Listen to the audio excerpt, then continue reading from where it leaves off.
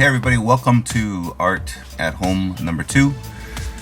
Today we're going to be looking around the house for more items that we can use.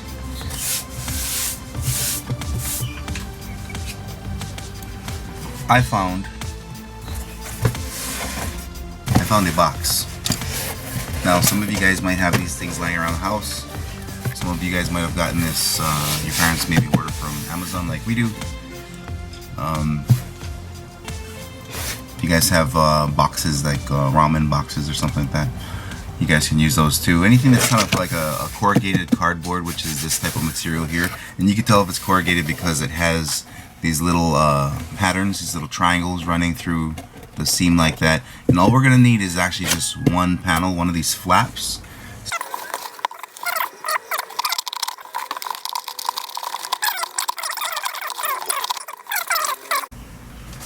So like I said, this is about all we need is just the flap, one of the flaps of the cardboard box. There we go. Now I got a tip. Alright. So what I'm gonna do is I'm gonna fold my cardboard in half. Doesn't have to be perfect like when we do our projects at school. This doesn't have to be very perfect, okay? Should have folded in half like that. Give it a little pinch. See? Now, on the part that's creased, see this part here that's creased? I'm gonna put my fingers right here, right on my hand, on the lines right here. So I'm gonna put my fingers like that, right there. Just like that, okay? Now I'm gonna take my pencil and I'm gonna draw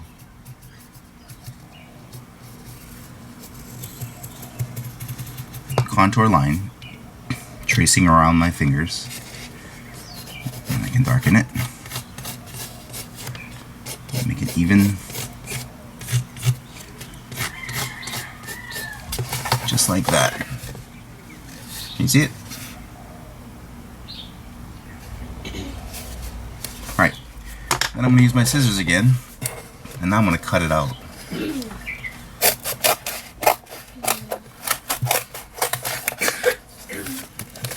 Too hard to cut from one way, you can go to the other direction and cut the other direction and meet it in the middle. Makes it much easier.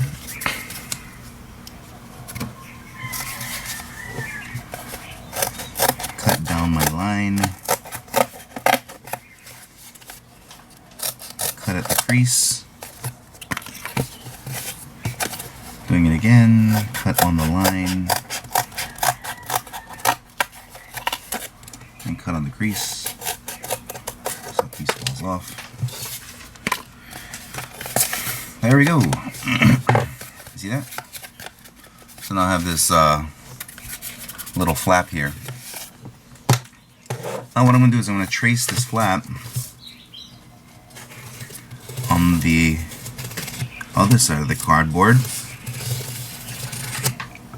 just like that. So now I have a complete ovular shape. Same thing I'm going to do on the other, same thing I did on the first side. I'm going to do on the second side, cutting to the drawing, and then turning it around and cutting the rest of the way. Makes it much easier. Okay, then I cut down the shape this way, and I cut down the shape this way.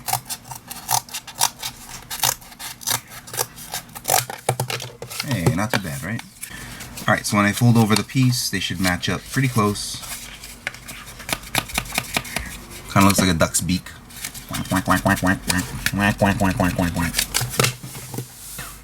Alright, so I'm gonna keep a couple of these extra pieces. So if there's multiple students in one household, you guys can actually do this lesson all together, which is great. Big brother and sister, please help out the younger brothers and sisters cut.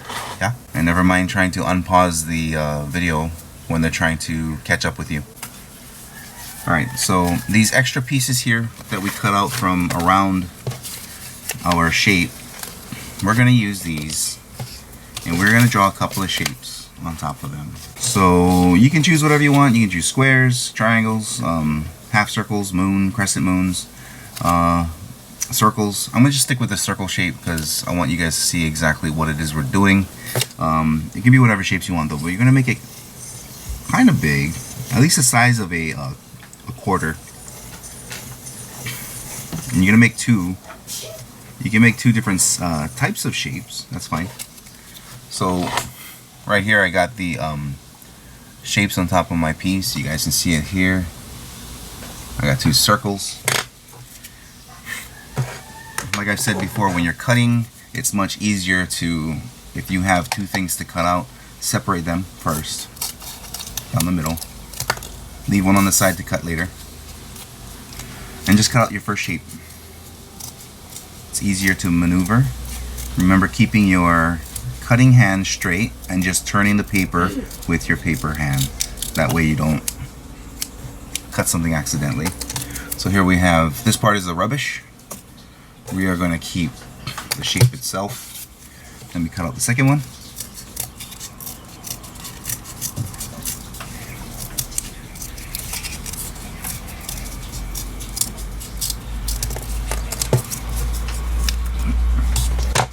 Alright, so now I have two shapes here.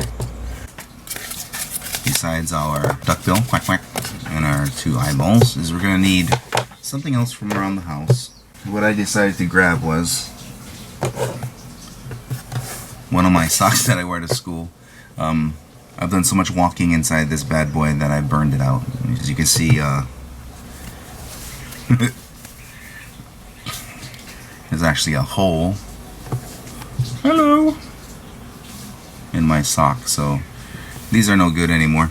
So I'm going to use this with my project today. I'm also going to be using some kind of glue, adhesive. I have myself my wood glue, my Gorilla Glue, and the reason why I like to use the wood glue is because it's more tacky. So when you put it down, it's harder for it to move. So what I'm going to do is I'm going to take the little duckbill one, this little duckbill piece that we cut out, and I'm going to make sure that my sock is flattened out evenly on both the top and the bottom. And then I'm going to go ahead and put the sock all the way to the back of the crease and fold it over like this. See that? Making sure that's even, because what I'm going to do is I'm going to add glue to the bottom and the top of my cardboard, and then I'm going to place my sock on that glue, and then I'm going to go ahead and push that down solid so that it sticks together. This project is going to take some time, so after you get to this point, we'll go ahead and find something else to do in the meanwhile, okay? You may even have to leave it possibly overnight if you guys are doing this, you know, towards the nighttime. All right. So let's go ahead and start gluing this sock down to this cardboard piece. So I move my sock off to the side, take my glue, pop it open, put some strips going down the top and the bottom. Take the sock, place it onto the wet glue, and then go ahead and fold over the top like that. Pinch it a bit, place something heavy on it, and just leave it there for a long while. I'm going to say at least 3 hours, at least. If you guys are using like an Elmer's glue, one of the more liquidy type glues, you're going to have to leave it overnight to let it dry. Now the reason why I'm saying like 3 hours for me is because the wood glue is actually going to dry much faster, and then I can continue working on my the rest of my art here, because I have the other two pieces, and these two pieces, if you haven't guessed already, is going to be the eyeballs. So depending on what kind of shapes you drew and cut out, these are going to represent the eyes. When we're done decorating them using either our crayons, colored pencils, colored pens, or even just regular pencils, because I'm not sure exactly what kind of art tools you guys have, or art supplies you guys have at home. Depending on what it is, it might just be these little brown cardboard pieces. You might just glue those directly straight onto the top of the sock. So what I'm going to do is I'm just going to draw some eyeballs really quick using my graphite pencil. And I'm just going to make your little rounded eyes, because that's good enough for now.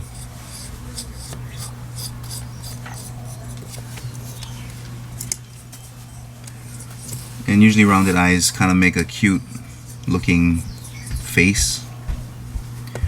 And I'm not going to put my eyes directly in the center of my shape. As you can see, I kind of moved it off to the side. It's not like directly in the middle, it's off to the side, so that when you have this on top of the sock puppet, it'll be more like it's looking forward rather than just staring off blankly into the distance. I mean, you can do that if you want to. That's kind of cute too. You can make him look like he's zoned out. I zone out sometimes too. Alright, let's see. So just making sure that my shapes are about the same. Drawing my second iris, which is the colored part of the eye. Make sure they're about the same size. Just like that. Now I do have colored pens that I can use, and I'm going to use. So for those of you that do have colored pens, you can go ahead and do that as well.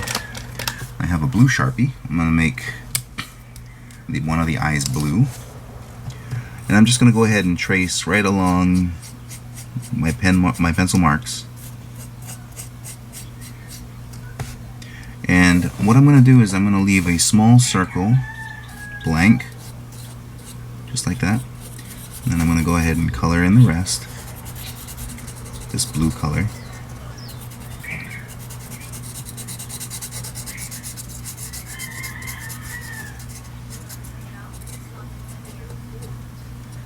Just like that. And I think I want to make my other eye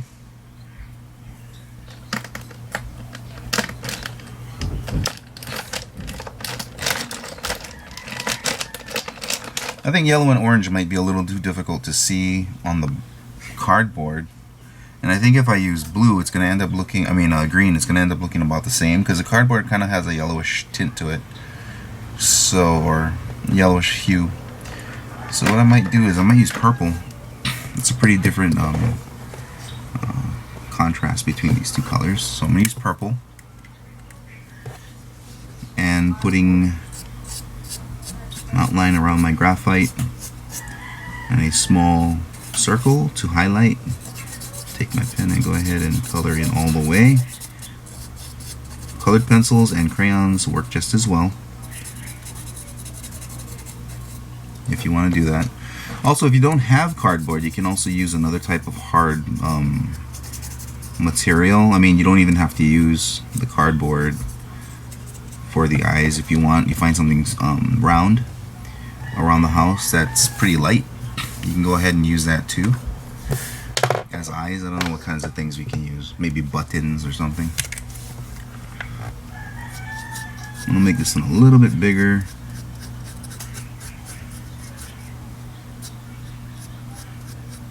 If you want to decorate these further, you can.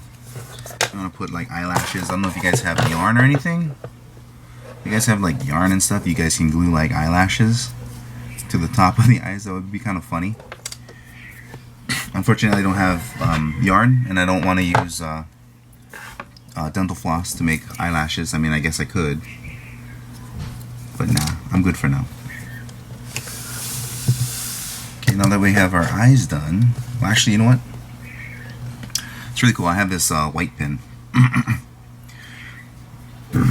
I can use this white pen that I have from my supplies, and I can use this to lighten up the cardboard box, and that'll make my eyes look a little bit whiter. If you guys have whiteout, or even if you have paint, you guys can use that too to color your cardboard.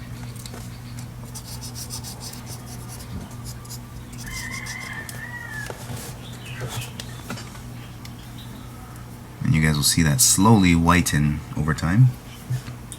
I can make a little dot inside my original dot.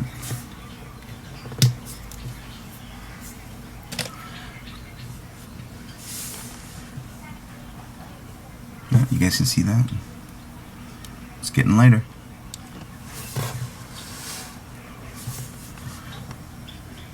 Alright, so once this dries, we're going to go ahead and finish up our puppet, but we're going to wait for this to dry, and then we can go ahead and glue the eyeballs to the top, and we'll be done. So through the magic of the internet, you guys will see what it looks like in just a second. Okay, it's been a while since we glued this together. It's been drying for a bit. I didn't even see if this thing was clean. Anyway, what we're going to do is we're going to slowly turn this sock inside out. So we're going to pull the opening by grabbing it with our fingers. We're going to pull it over the cardboard. So the cardboard is going to be the inside of the sock.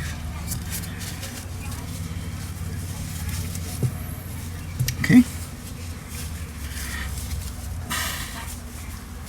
So we still got that the heel here on the back where the back of our palm is going to go. And now we have a mouth. Just got to make sure that's pulled down a bit. Now we've got a mouth here. It's a little bit more firm because before it was just our fingers and it was kind of floppy. So I'm going to just give this a quick check. I won't play with it too much because it might still be a little bit wet. Okay. Hello.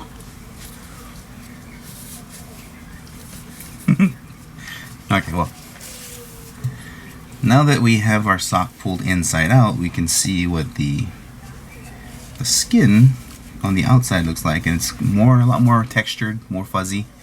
My sock is fuzzy on the bottom of the feet, and on the top of the feet it's still that same kind of smooth texture, so it kind of makes it look a little bit neat. It looks like a snake or a dragon because it has that soft texture here and then the more like a scaly texture up top. So what I'm going to do now is I'm going to take the eyeballs that I drew earlier, the blue and the purple eye, which the blue, since it's on top of this kind of like yellowish brown cardboard, it kind of made it green. I'm going to add a little bit more detail by using a black Sharpie. Just kind of right in the center. Just going to add another circle, and that's for the iris.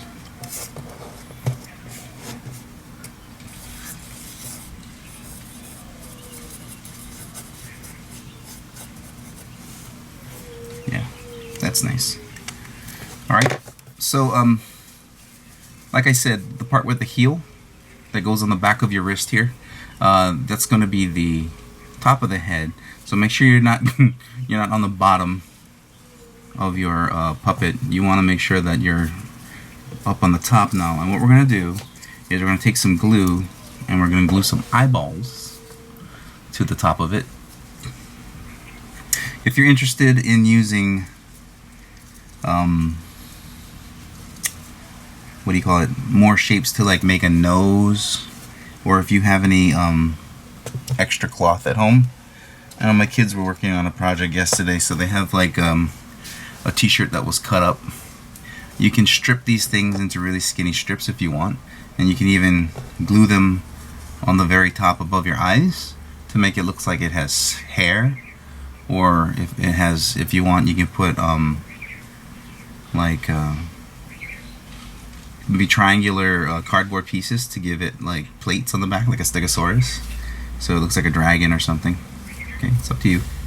But what I'm going to do now is I'm just going to start gluing the pieces. I didn't shred any cloth or anything like that to make hair or anything. I'm just going to make mine very simple, but I'm letting you guys have the option to personalize your sock puppet in any way you want, even the inside of the mouth. If you want to put like teeth hanging down, you guys can put glue some t-shirt fabric or another sock, maybe a different color, so that you can see it. on the inside of the mouth there. You can put teeth, maybe a tongue. Maybe you have red fabric, or you have yarn or something. You can make a tongue or hair. That's up to you. But I'm just going to go ahead and glue the eyes on. Alright.